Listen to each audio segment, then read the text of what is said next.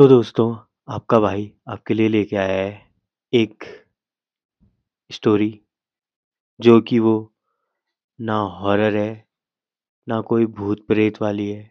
ये स्टोरी है black magic के ऊपर। कुछ दोस्तियाँ जान से भी ज़्यादा प्यारी होती हैं, लेकिन अगर वही दोस्त ज़िंदगी भर आप पर कब्ज़ा करने लगे, तो समझ लेना अब आपकी ज़िंदगी बदलने वाली है।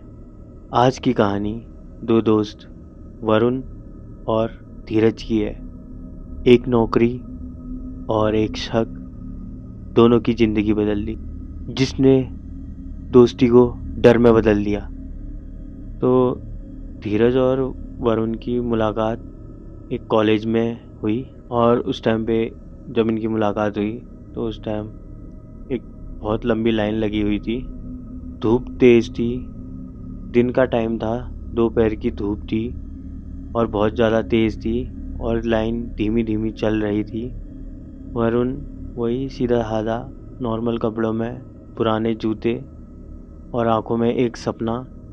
धीरज शांत, थोड़ा रहस्यमयी, कम बोलने वाला।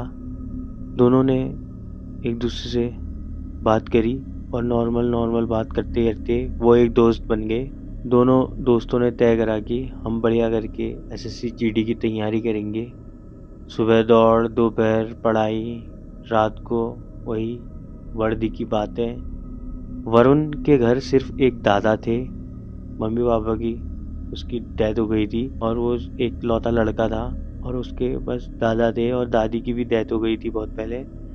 तो वो 2 ही रहते थे घर में और उसके दादा रोज़ उसको मोटिवेट करते थे कि बेटा एक ना एक दिन तू ज़रूर अपना सपना पूरा करेगा और मेहनत करते रहना, भगवान सब देख रहा है। फिर उनका पेपर हुआ, दौड़ हुई, सब कुछ हुआ। फिर लास्ट में रिज़ल्ट आया एक दिन और रिज़ल्ट आने के बाद वरुण सेलेक्ट हो गया। उनके गाँव में जब कोई भर्ती वगैरह होता था तो सब लोग ढोल दम्मे बजाते थे। तो जैसे ही वरुण सेलेक्ट हुआ उसके बाद ढोल दम्मे बजने स्टार्ट हो गए, सब खुशी का माहौल था। लेकिन धीरज के चेहरे पर एक अजीब-सी मुस्कान थी। फिर उसके बाद उसकी ट्रेनिंग पूरी हुई, पोस्टिंग वगैरह हुई। फिर वो छुट्टी आने वाला हुआ तो जहाँ घर में रहने ही नहीं वाला हुआ। अपने दादाजी से कहने वाला हुआ कि दादा दादा मैं धीरज के साथ रुक लेता हूँ, फिर तो मेरी छुट्टी कंप्लीट हो जाएगी, फिर मैं कम ही आना जाना रहेगा। फिर उसके बाद वो जितना छुट्टी आने वाला हुआ, घर में एक दिन भी नहीं रहने वाला हुआ।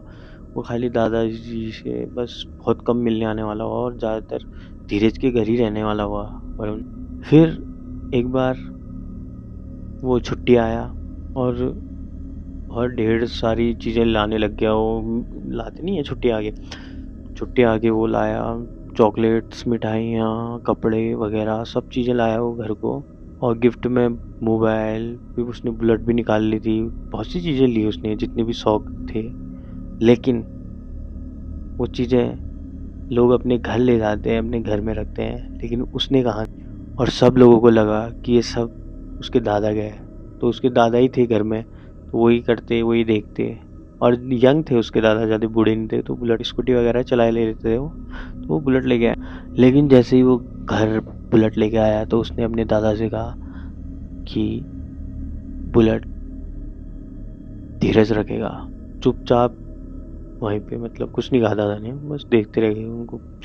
क्या ही कहते, वो पोते की कमाई है तो वो जहाँ करे, ऐसा कुछ नहीं करा उन्होंने।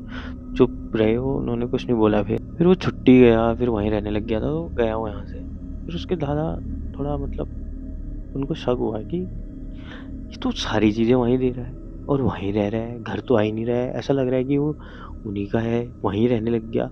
तो गाँव वालों को भी थोड़ा शक हुआ कि ये तो तंत्र-वंत्र करता है यार। उसके दादा को भी शक आया। तो उन्होंने जब वरुण छुट्टी आया तो धीरज के बारे में बताया कि गाँव वाले कह रहे हैं कि वो तंत्र-वंत्र करता है, उससे दूर रहना है ऐसा-वैसा। तो फिर वरुण हँसने लगा, अरे गाँव वाले हमारी दोस्ती से चिढ़ते हैं, आप टेंशन क्यों कर रहे हो? लोग तो पता नहीं क्या-क्या नहीं कहते कि हमारी दोस्ती इतनी अच्छी है ना, तो लोग हमसे चिढ़ते हैं, ऐसा वगैरह कहने लग गया वो अपने दादा से और हँसने लग गया। आप भी कहाँ इन गाँव वालों की बातों में यकीन मान रहे हो? एक रात वरुण सपने में बोला मुझे मत बांधो, मुझे जाने दो, मैं सब कुछ दे चुका हूँ। फिर उसके दादा भी उसके बगल में सोए थे, तो उसके दादा कहने लगे, हैं उसको क्या हुआ? ये उसके दादा बहुत खतरनाक डर गए उसकी हरकतें ये देख के। फिर उसके दादा चुपके से धीरज के घर गए। धीरज के घर चुपके से अंदर जो देखा वो जिंदगी भर भूल नहीं पाए। कमरे में नींबू, काले धागे और वरुण की फोटो और राख। दादा ने जैसे ही उन्हें देखा वो कांप गए और वरुण बेहोश मिला। हॉस्पिटल में ले गए और हॉस्पिटल वालों ने बोला ये बीमार नहीं, ये डरा हुआ है। और धीरज तो न जाने कहाँ गायब हुआ। वो अता पता ही नहीं था उस दिन से उसका। और खुद ब खुद बुलेट बाइक सीधे वरुण के घर पता नहीं कैसे पहुंची, वहां पहुंचा दी गई। और आज तक किसी को नहीं पता है कि ये सब चीज कैसे हुई और धीरज कहाँ गायब हो गया। तो दोस्तों, जब दोस्ती अंधी हो जाए ना तो सबसे पहले सच मर जाता है।